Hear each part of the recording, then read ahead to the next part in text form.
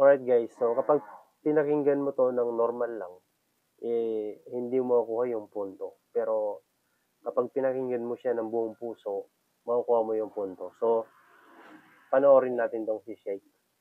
He said there is no punishment in existence that is more severe than being given a hard heart and feeling alienated from Allah. And then he said the hellfire was only created to melt those hard hearts. A rabbi from Bani Israel, he once said, Ya Rabbi, kam a'asika wa la tu'aqibuni.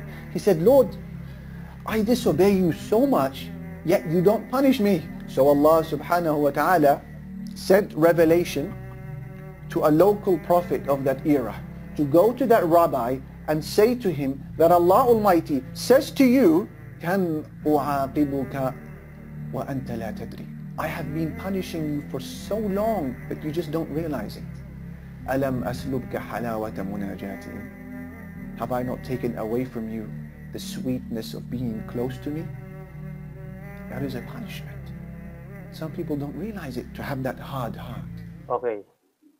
So, nakuha niyo yung punto. Naalala ko yung sinabi ni Ustad Ahmad Jaber. Hindi ko alam kung natatandaan niyo o kilala niyo si Ustad Ahmad Jaber.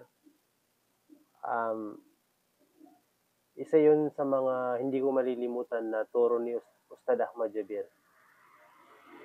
Yung may dalawa daw na itsura ng blessing at saka punishment. So, una, meron daw blessing na nagpapanggap na blessing pero yun pala ay pagsubok. So, kagaya na lang ng pera. Magkakaroon ka ng pera, pero ang problema nun, may pagpapalit mo naman yung time mo sa pagsamba sa Allah. Instead na magsasamba ka sa Kanya, pero dahil marami ka ng pera, inakalimutan mo na siya. So, isa yon sa mga pagsubok. Na ang akala natin ay biyaya, blessing. Yun yung ibig sabihin ng check na to. Nakuha niyo yung punto.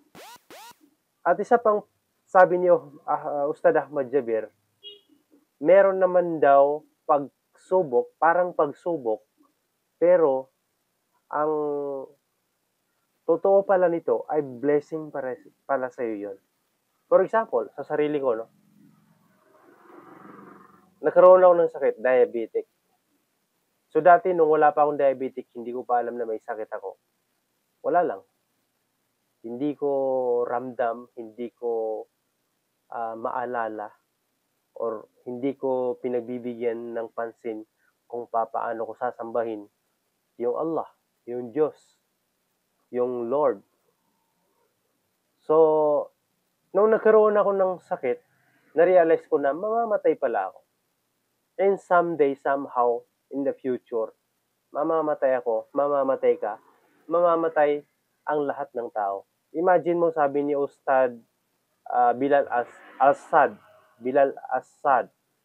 sabi niya, isipin mo to, one day, ang buong tao, ngayon, 2.5 billion na tao ngayon dito sa mundo.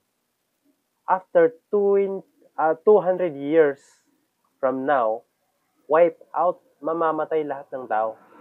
Tama, no? Kung iisipin mo, 200 or 150 years from now, lahat ng taong buhay ngayon, mamamatay. And 200 years or 150 years from now. Isipin mo yun, ha? Tama, mamamatay. Ibig sabihin, mamamatay ka, mamamatay ako. So ngayon, binigyan ako ng Allah ng parang pagsubok, pero hindi ko na mamalayan na blessing para to ng Allah sa akin. Bakit?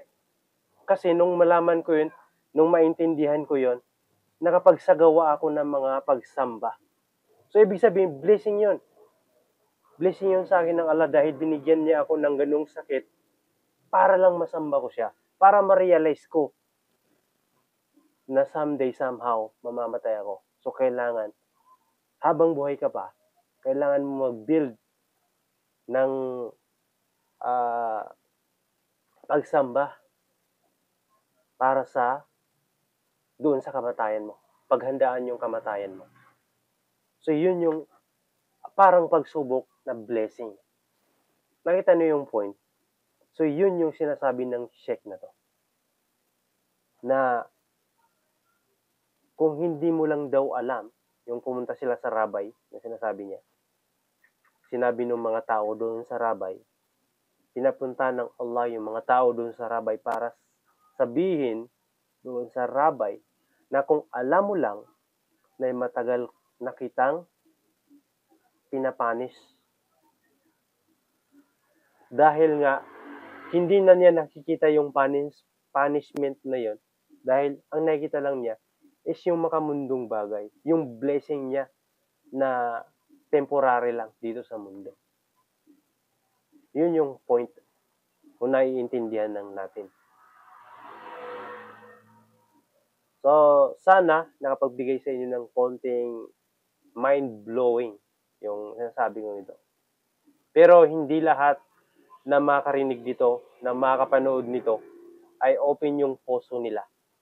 Dahil meron talagang mga tao na sinarado na nung Allah subhanahu wa ta'ala yung puso nila. Para kahit meron mang mga dumating sa kanila na ganito mga message, ay hindi nila ito mararamdaman or hindi nila ito i-absorb sa buhay nila. So baka yan ay isang pagsubok sa'yo. Siguro ang nakikita mo lang ngayon ay yung blessing mo na makamundong bagay.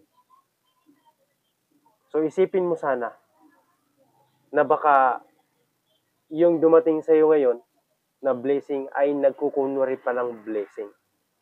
At yung darating sa'yo na problema ay nagkukunwari pa lang problema. Pero blessing pala yun. So yun lang guys. And sana napagbigay sa inyo ng konting mind-blowing ang video nito. Maraming salamat.